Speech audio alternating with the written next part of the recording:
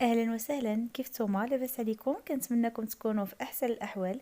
جبت لكم واحد الطريقه غزاله بزاف بزاف بالنسبه للناس اللي ما كيبغيوش هكذا ياكلوا السردين. غادي يجربوه بهذه الطريقه واكيد غادي تبدل لكم الفكره تماما على المذاق ديالو. نبداو على بركه الله. اول حاجه عندي هنايا التشرموله ديال الحوت. غادي نحتاج تومه بودر مع مليحه، كمون، الابزار، سكينجبير، شويه ديال الخرقوم، تومه وربيع والعصير ديال الحامض. غادي نعصر الحامضه غير نص ديالها، وغادي نزيدها على العطريه كامله. كنقلط بالموس العظيمات ديال الحامض باش ما يهودوليش على العطريه. صافي من بعد ما خويت العصير ديالي ديال الحامض غادي نزيد شويه ديال زيت الزيتون كما شفتوا، وغادي نزيد سوليس باش تعطيني شويه ديال اللون وصافي. غادي نخلط كل شيء مع بعضه مزيان مزيان مزيان. واذا كان كيعجبكم الحار زيدوه حتى الحار، كيعطي واحد المذاق غزال بزاف. صافي من بعد ما خلطت كل شيء ديجا كنت غاسله السردين مزيان مزيان. حيدت له السنسور ديالو، الجناب ديالو، داك الشوكه اللي كيكونوا عندهم في الظهر، نقيته مزيان مزيان.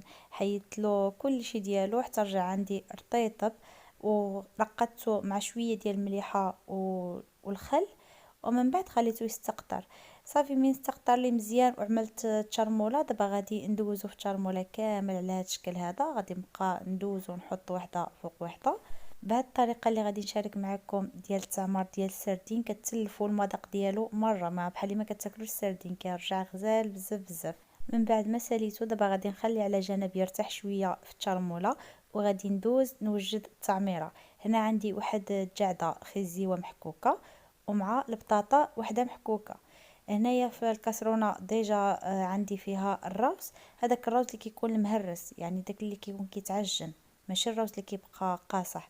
ولكن اذا بغيتو تعدلوه بالروز اللي كيبقى قاصح ماشي مشكل، بحال بحال الروز الابيض ماشي الصفر. عندي تما الروز مع شويه ديال المليحه وشويه ديال الابزار. زدت عليهم هذيك الجعده محكوكه مع البطاطا محكوكه. خليتهم حتى طابوا لي مزيان، شتفوا لي مره من الماء، بقاو دخلوا مع بعضهم ولاو على هذا الشكل هذا.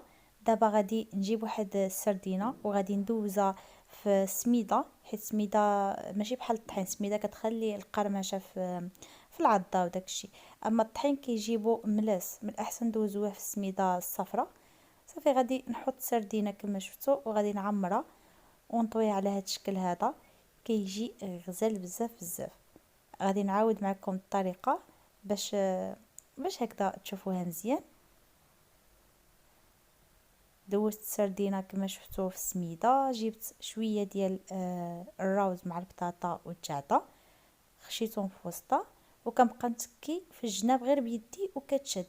ماشي ضروري اننا نقبطوها بالكوردون ولا بشي حاجه، غير تكيو عليها مزيان بيداكم وغادي تشد معكم بسهوله. وما تخافوش عليه تفتح لكم في الطياب. ملي كتكيو عليه بيداكم مزيان مع بعضو صافي كيلصق، ما كيتفتحش نهائيا. صافي غادي نستمر بنفس الطريقه نعمر حتى نسالي اللاطه ديالي ونرجع معكم. اللهم يا مالك الملك، يا من في ملكه مقيم وفي جلاله عظيم وعلى عباده رحيم وبكل شيء عليم. اللهم إنا نسألك الأمن والأمان والعافية في الأبدان. اللهم فرج همنا ويسر أمرنا واقضي حوائجنا واغفر لنا وارحمنا برحمتك يا رب العالمين. اللهم آمين، اللهم آمين. اللهم امين. في هذا الشهر هذا ما تنساوش تكثروا من الدعاء بزاف بزاف، وتكثروا من الصلاه والعباده على حساب هذا الشهر هذا. دائما كنقول لكم باللي فيه الاجر متضاعف، فحاولوا انكم تستغلوه مزيان مزيان.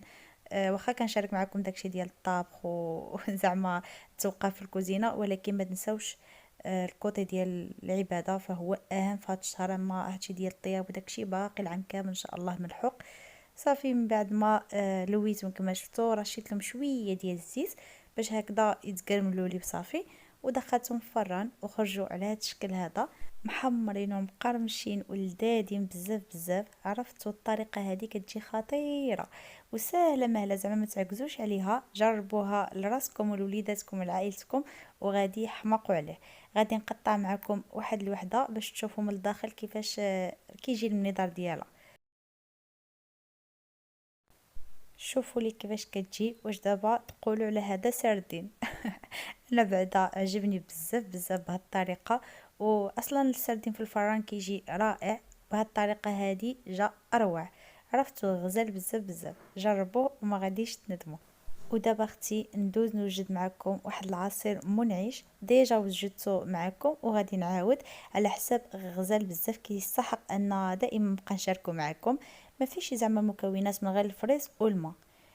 الفريز مع الماء كيجي العصير ديالو غزال منعش، ما كيجيش ثقيل على القلب هكذا بحال مع الحليب، كيجي شويه ثقيل. اما بهذه الطريقه هذه كيجي غزال، ولكن بشرط انه يبرد مزيان مزيان. كل ما برد كل ما كيجي لذيذ بزاف.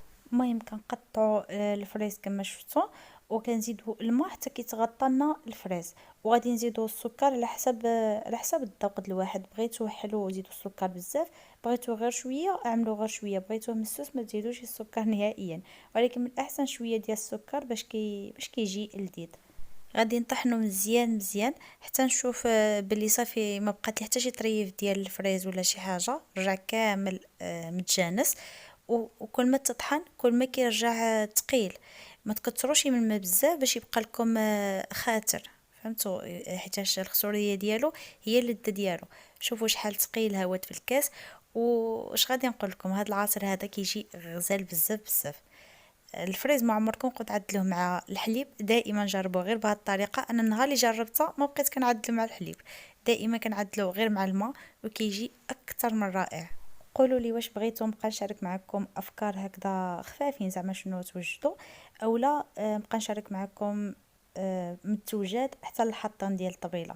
قلت ما زعما هاد العام ما بقاش نحط طبله وداكشي، على حساب الله يحسن العون للجميع. كاين اللي عنده كاين اللي ما عندوش، ففكرت من هذا الجانب. ولكن اذا بغيتو نبقى نشارك معكم الحطه ديال الطبله وكل شيء يعني من ا حتى لزد، قولوها لي ونبقى نشارك معكم ان شاء الله. وهنايا كنت عامله واحد البتي بان غزال غزال غزال جاني فن، غادي نشاركه معكم بطبيعه الحال في الفيديو اللي ماجي، باش هكذا ما يجيكم شي فيديو طويل. بغيت نقسم لكم باش حتى نتوما تحمسوا تعملوا الحاجه. ملي كنبقى نقوي عليكم في فيديو واحد بزاف الحاجات انا متاكده ما كتعملوا حتى شي حاجه. فهذه هي الفكره ديالي، وانتم قولوا لي واش هي هذيك ولا لا. وحتى لهنا كنكون وصلنا لنهايه ديال الفيديو. كنتمنى يكون نال الاعجاب ديالكم. مع السلامه، الى الفيديو المقبل ان شاء الله.